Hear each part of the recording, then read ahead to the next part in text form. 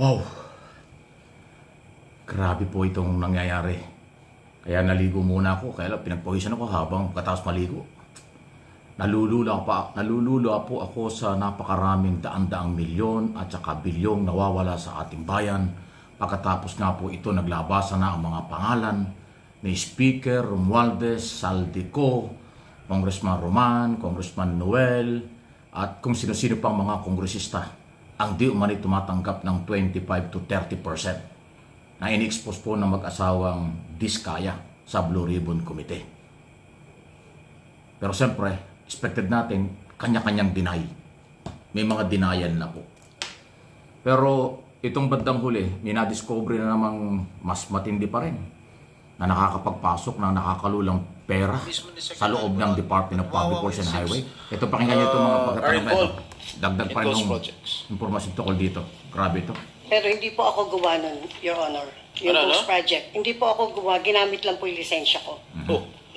Ginamit mo lisensya niya, tapos ikaw nagpapahiram ka rin lisensya? Actually po, Your Honor, in 2022, hindi pa po ako pwede doon. Yung category po ng license ko. So, ang nangyari po doon, nagpahanap po sa akin si Engineer Bryce ng lisensya. Which is, ang napili ko po, sila wawaw.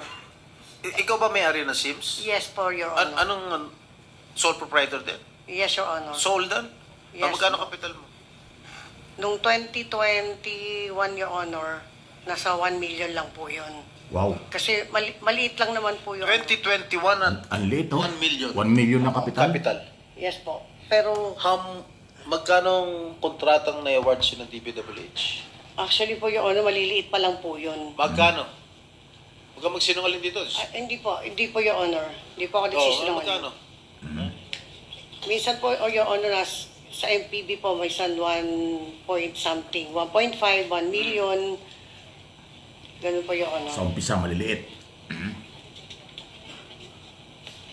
20? Mula 2022 hanggang 2025, Yes, Your ang in-award sa'yo ng DPWH, approximately 931 million. Yes, Your Honor. Grabe, no? Will you refute that? Or will you admit it? Hindi ko pa po naano kung magkano po lahat. Hirap magsagot itong mga kontraktor.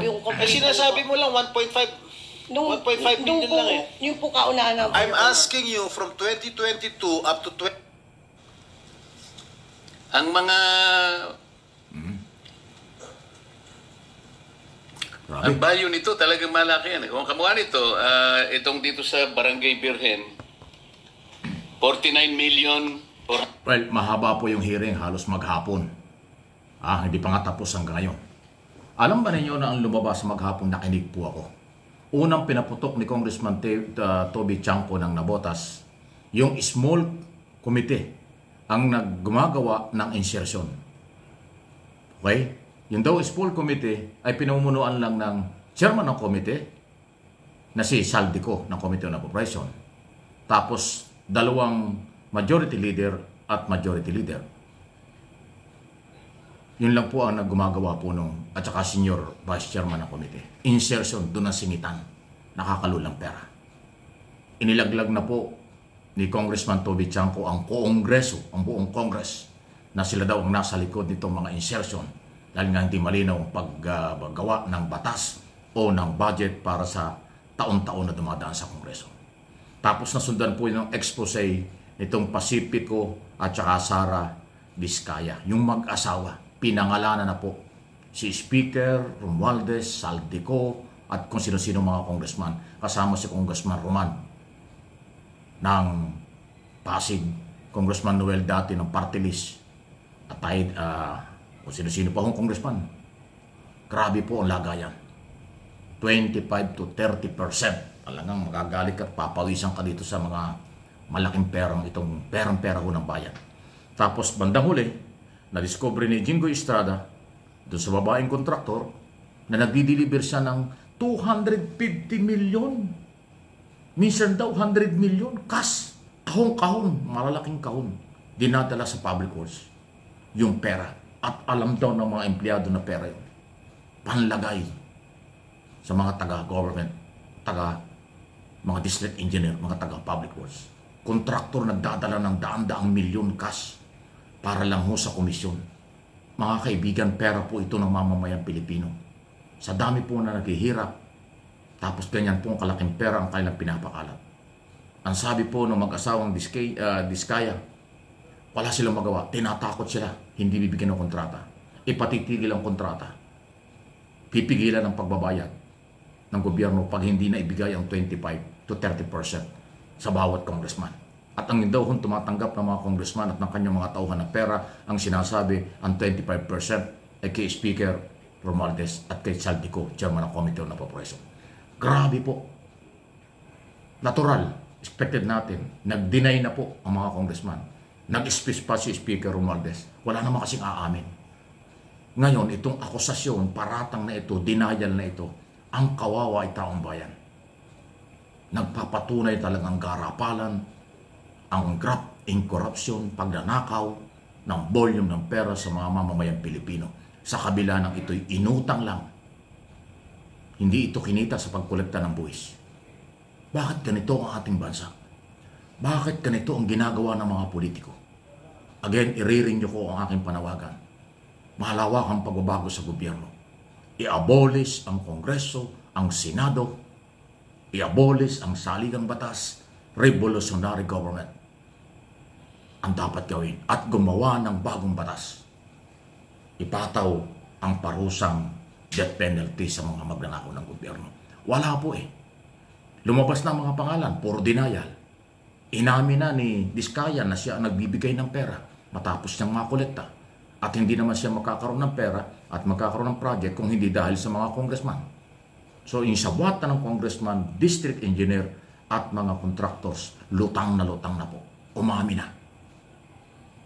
Wala na pong maitatago. Nagkakasino at nagpapatalo ng napakaraming milyon sa kasino.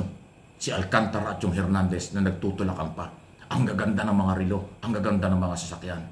Big time ang kanilang galaw, pero pera ng taong bayan ito. Sobrang bait ng mga Pilipino, nananahimik pa. Hindi ko hindi ko ini-invite, hindi ko iniinganyo ang mga Pilipino magalit, pero voluntaring magagalit ang tao dito sa nangyayari ito. Ang problema lang, bakit walang senador? Kaya away na naman itong matindi.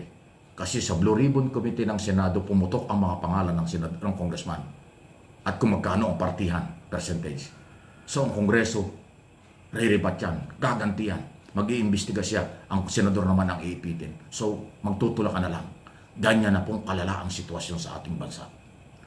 Positibo na 100%, 1,000% na mayroong korupsyon at ninanakaw nila ang pera ng mamamayang Pilipino.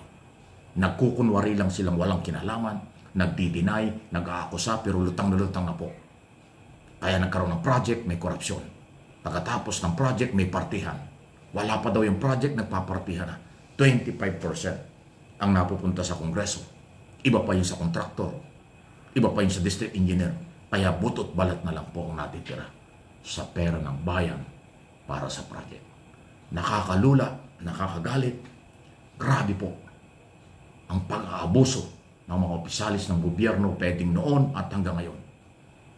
Dahil hindi naman po sa 3 taon lang ng Marcos administration nangyari. Marami ng taong nangyayari ito. Ngayon lang nagkabukuhan. Hindi ko makukontrol ang taong bayan kung ano ang kanilang plano. Pero karapatan ko at obligasyon ko bilang mamamayag, political blogger, na sabihin natin ito. Pumutok na po ang pangalan. Expected, lahat ay denial. Pero nawala ang pera. Lumubog tayo sa baha. Anong ibig sabihin nito? Lokohan. Dayaan. Tatanggapin kaya ito ng mamamayang Pilipino? Nagtatanong lang po.